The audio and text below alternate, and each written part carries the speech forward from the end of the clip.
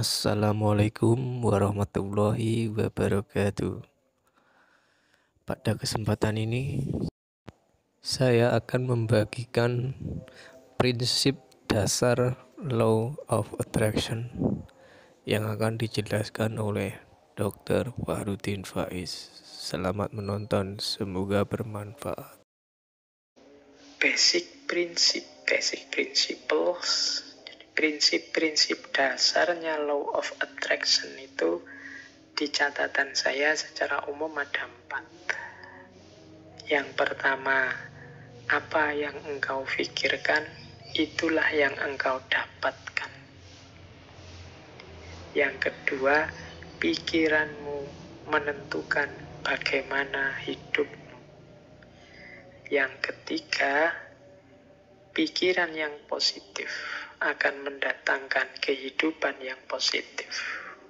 Dan yang keempat, pikiran yang negatif akan mendatangkan kehidupan yang juga negatif. Berarti Law of Attraction ini pertama-tama menyarankan kita untuk memperhatikan apa yang ada di pikiran kita. Isinya apa saja?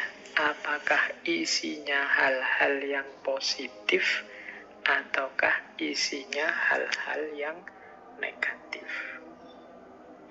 Kalau isinya hal-hal yang positif, insya Allah hidup kita juga akan berwujud positif. Kalau isinya hal-hal yang negatif, ya wajahnya hidup kita adalah hidup yang negatif. Nah, ini masing-masing kita yang bisa ngerti. Coba ditengok deh. Atau mungkin manifestasi pikiran kita hari ini mungkin di status-status yang kita buat, obrolan-obrolan dengan teman-teman kita hari ini. Coba kita muhasabahi, kita refleksi, banyak positifnya atau banyak negatifnya. Makanya agama itu menyuruh kita serba husnudzon, jangan suudzon. Husnudzon itu berarti mengisi pikiran dengan yang positif-positif. Maka hidup kita warnanya juga sesuai isi pikiran kita. Karena husnudzon, ya hidupnya jadi husn baik. Kebalikannya kalau suudzon, hidupnya juga akan termanifestasi jadi su. Pikirannya jelek, terus pikirannya negatif, terus curiga, terus ya sudah, hidupmu adalah hidup yang warnanya penuh kecurigaan. Hidup penuh kecurigaan itu kan hidup yang gelisah. Dari mana kegelisahan itu muncul? Engkau sendiri yang menciptakan dengan suudzonmu tadi, prasangka burukmu tadi. Coba tadi kamu prasangka baik, hidupmu jadi tenang. Dari mana ketenangan itu datang? Ya engkau ciptakan sendiri tadi, karena engkau suudzon. Ya bayangkan yang mudahnya, misalnya kalian mau naik kendaraan umum, naik bis atau kereta, itu kalau pikiranmu serba prasangka buruk, jangan-jangan nanti dicopet, jangan-jangan nanti di tengah jalan keretanya tabrakan mogok, jangan-jangan pikirannya jelek terus, maka kalian tidak akan bisa menikmati perjalanan. Sepanjang jalan mungkin kamu gelisah, ini jangan-jangan nabrak, jangan-jangan nanti ketemu orang jahat, jangan-jangan tidak tenang perjalananmu. Dari mana ketidaktenangan itu datang? Ya kamu awali dari pikiranmu sendiri tadi. Tapi coba engkau husnudzon, jadi pikiran yang bersih, tidak curiga, yakin dengan kenyamanan, keamananmu, ya perjalananmu nyaman. Tadi kalau di rumus teori vibrasi tadi, ya kenyamanan, keamananmu akan menarik sekelilingmu, frekuensinya juga jadi nyaman, jadi aman. Tapi kecurigaan, kegelisahanmu juga akan melahirkan kecurigaan, kegelisahan di sekelilingmu. hidupnya jadi tidak nyaman. Nah, ini basic prinsipnya, mudahnya penjelasannya begitu. Jadi kalau kita isinya negatif-negatif saja, ya energi negatif yang kita tarik dalam hidup. Pandemi ini kan melahirkan jutaan gagasan negatif. Mungkin lebih dari itu, saya sebutnya jutaan, jangan-jangan puluhan juta atau ratusan juta seluruh dunia. Bayangkan energi negatif yang lahir dari jutaan pikiran yang negatif. Sakitnya sama. Tapi kalau kita hadapi dengan optimis atau dengan pesimis, itu kan kesannya, rasanya beda. Itu the law of attraction. Semakin negatif isi pikiran kita, ya semakin keruh hidup kita. Asalnya ya kita sendiri yang mengundang kekeruhan itu. Makanya ada quotes dari Napoleon Hill. Napoleon Hill ini juga tokoh spiritualis yang sering juga menulis buku-buku coraknya self-improvement atau self-help. Dia bilang begini, keep your mind fixed on what you want in life, not on what you don't want. Ini beliau ngasih tips, simpanlah di kepalamu, isi saja dengan apa yang engkau inginkan, bukan apa yang tidak engkau inginkan. Contohnya misalnya tadi ya, mau naik kendaraan umum, kereta atau pesawat. Niatnya apa? Saya naik pesawat semoga aman. Ini lebih positif daripada saya niat naik pesawat semoga tidak tabrakan. Nah, ini kata-kata tidak tabrakan ini oleh Napoleon Hill disebut negatif. Jadi mending kita pakai kalimat yang positif untuk menghadirkan tadi energi dan vibrasi yang positif. Jadi simpanlah hal-hal yang positif di kepala, bukan hal yang negatif. Begitu kita, misalnya hari ini ada pandemi, ya mari kita berdoa semoga kita sehat. Bukan fokus pada semoga penyakitnya tidak menyerang kita. Itu ada tidaknya. Tidak itu mudahnya didefinisikan sebagai negatif. Nah, negatif-negatif ini ya akan berkumpul energinya di sekeliling kita. Jadi lebih baik menggunakan kalimat yang positif. Insya Allah Indonesia akan berhasil mengatasi pandemi ini. Insya Allah upaya yang dilakukan pemerintah akan sukses. Nah, ini menghindari kalimat-kalimat yang negatif. Jangan-jangan meskipun sudah begini masih belum sukses. Jangan-jangan itu kalimat-kalimat kekhawatiran, kalimat-kalimat negatif akan berpengaruh. Jadi kuncinya the law of attraction itu hindari pikiran-pikiran negatif, hindari pernyataan-pernyataan yang negatif. Karena itu akan menjadi kunci hadirnya energi-energi yang negatif di sekeliling kita. Itu ada quote juga yang saya bawa dari Henry Ford.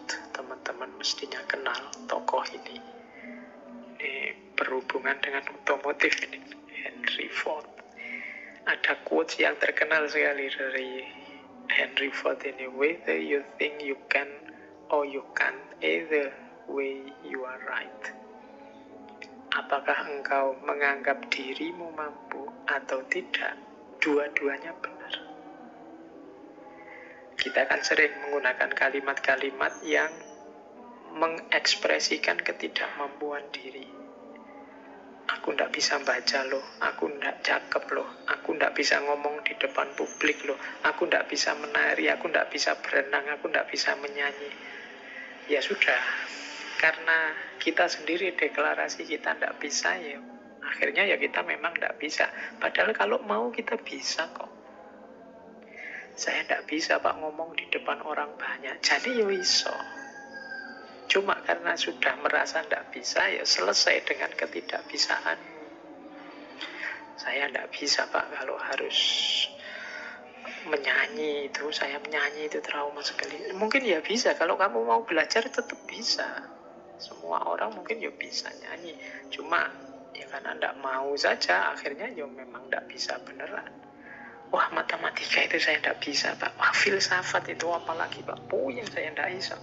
Ya sudah, engkau menganggap tidak bisa, ya engkau tidak bisa. Kalau kamu percaya engkau bisa, pasti engkau juga bisa.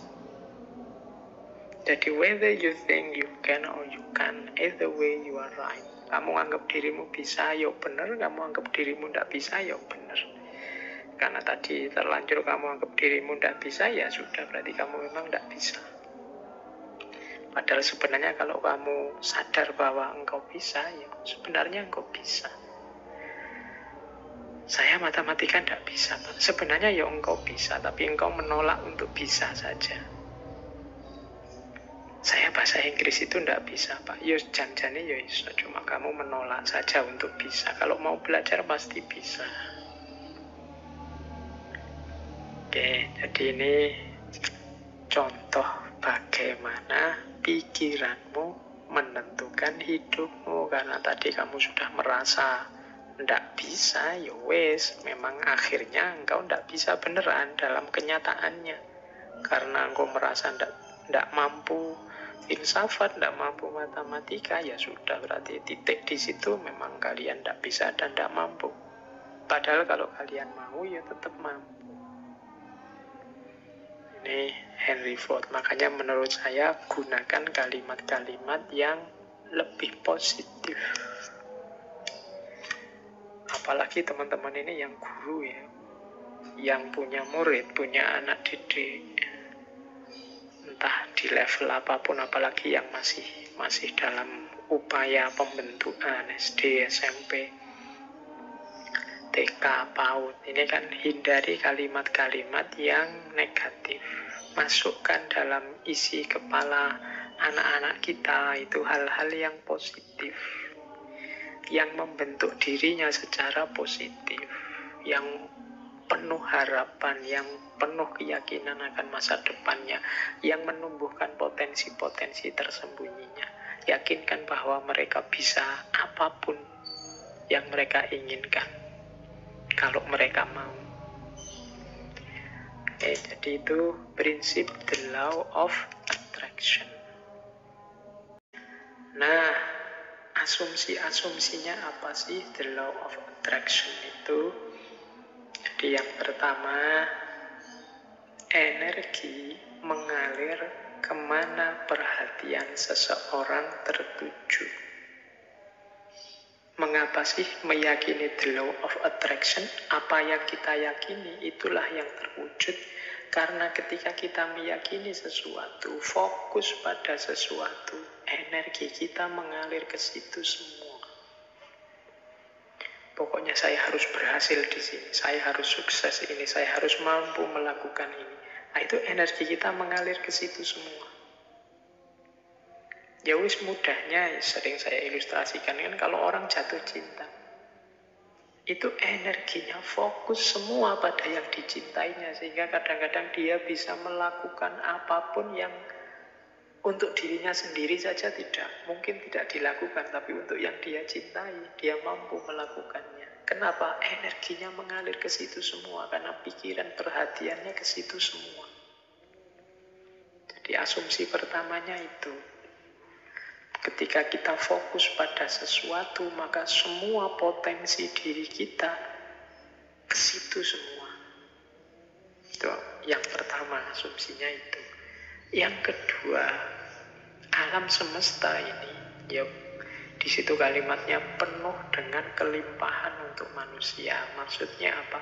Alam semesta ini, segala fasilitas kelebihan yang ada di dalamnya oleh Allah itu diciptakan untuk manusia, dalam tanda petik untuk melayani manusia.